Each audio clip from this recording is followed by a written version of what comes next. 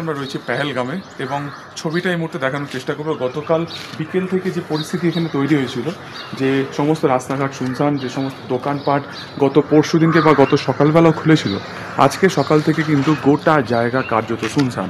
এবং রাত্রিবেলার যে ছবি ধরা পড়েছিল, যে বেশিরভাগ হোটেলের লাইট অফ করে দেওয়া হয়েছিল, বন্ধ করে দেওয়া হয়েছিল, সমস্ত মার্কেট বন্ধ, বেশিরভাগ হোটেল থেকে পর্যটকদের ইতিমধ্যে বার করে দেওয়া হয়েছে।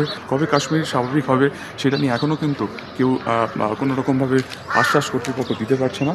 এবং এই মুহূর্তে যে সিচুয়েশন, যে বাকি যারা পর্যটক রয়েছেন তারা কিন্তু এই মুহূর্তে এখান থেকে তারাও বেরিয়ে যাচ্ছেন। একবার দেখাবো, ঠিক এই রাস্তা যেটা সোজা যাচ্ছে সেখান থেকেই কিন্তু পাহাড়ের কোল থেকে বাইসারান দিকে যাওয়ার মূল রাস্তা, এবং সেখানেই কিন্তু এই ঘটনাটি ঘটেছে। 28 জনের মৃত্যু হয়েছে, যার মধ্যে 2 জন বিদেশি রয়েছে। ফলত এই গোটা পরিস্থিতিতে কোন দিকে গড়াবে, কাশ্মীর কবে স্বাভাবিক হবে, কবে পর্যটকরা ফিরবেন, সবটা নিয়ে কিন্তু এখন যথেষ্ট কুয়াশা। ভূস্বর্গে বেড়াতে গিয়েছিলেন পরিবার নিয়ে, আর সেখানে জঙ্গি হামলায় প্রাণ গেল বাঙালি পর্যটক বিতান অধিকারীর। নেতাজিনগর থানা এলাকার বৈষ্ণবঘাটা লেনের বাসিন্দা বিতান কাজ করতেন ফ্লোরিডায় তথ্য প্রযুক্তি সংস্থায়। 8ই মার্চ দেশে ফেরেন, তারপর স্ত্রী এবং 3.5 বছরের ছেলেকে নিয়ে কাশ্মীর বেড়াতে গিয়েছিলেন। গতকাল দুপুর 2:30 নাগাদ পেহেলগাঁও স্টেশন থেকে হিল স্টেশন থেকে প্রায় 5 কিলোমিটার দূরে বৈশরণ উপত্যকায় জঙ্গিদের এলোপাথারি গুলিতে মৃত্যু হলো এই বাঙালি পর্যটকের। ভয়াবহ আতঙ্কের মধ্যে রয়েছেন তাঁর স্ত্রী। কাশ্মীরে জঙ্গিদের গুলিতে নিহত বিতান অধিকারীর পরিবারের সদস্যরা শোকস্তব্ধ। বিতান অধিকারী, তার স্ত্রী সোহিনী এবং তাদের সন্তান রিদানকে নিয়ে গিয়েছিলেন কাশ্মীরে ঘুরতে, এবং তাদের বাড়ি বৈষ্ণবঘাটা এলাকাতে, দক্ষিণ কলকাতার।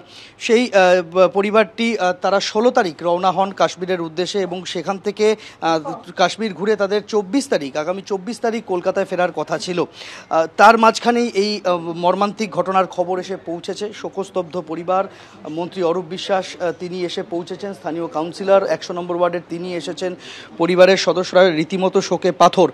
এখনো পর্যন্ত যেটা জানা গিয়েছে যে বিতান অধিকারী তিনি কর্মসূত্রে আমেরিকায় থাকতেন, পরিবারের সদস্যদের নিয়ে তিনি ঘুরতে গিয়েছিলেন, এবং তার জন্যই বৈশাখ মাসের গোড়ায় তারা কলকাতায় আসেন, এবং এসে সেখান থেকে তারা ঘুরতে যাওয়ার পরিকল্পনা করেন। এই ঘটনা ঘটার পরে রেসিডেন্সিয়াল কমিশনার যিনি রয়েছেন তার সঙ্গে রাজ্য সরকারের তরফে যোগাযোগ করা হয়েছে, এবং মুখ্যমন্ত্রী মমতা বন্দ্যোপাধ্যায় তিনি নিহত বিতান অধিকারীর স্ত্রীর সঙ্গে কথা বলেন। তার স্ত্রীর সঙ্গে মুখ্যমন্ত্রী কথা বলার পর আশ্বস্ত করেন যাতে তাদের দুজনকে কলকাতায় আনার সব রকম ব্যবস্থা রাজ্য সরকার করছে। ভাই এসেছিল এখানে, বলল তুই ওর মানসিক অবস্থাটা ভালো না, ওকে একটু কাশ্মীর থেকে ঘুরিয়ে নিয়ে আসি।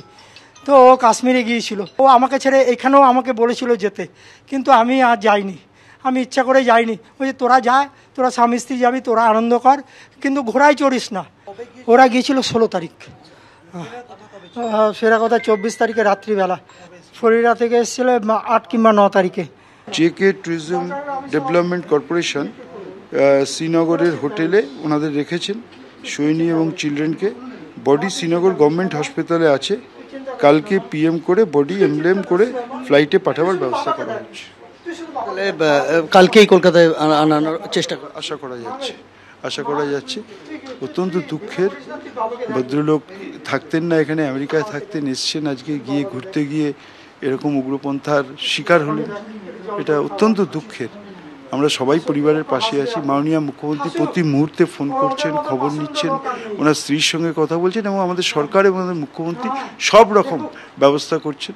বিশেষত আমাদের হোম ডিপার্টমেন্ট, আমাদের দিল্লির রেসিডেন্ট কমিশনার, যেভাবেই হোক বডি আমরা নিয়ে আসবো, এবং স্ত্রী এবং বাচ্চাকেও নিয়ে আসার ব্যবস্থা সব রকম করছে আমাদের সরকার, আমাদের মুখ্যমন্ত্রী। ভগবান সার সঙ্গে সন্দীপ সরকার, এবিপি আনন্দ, কলকাতা।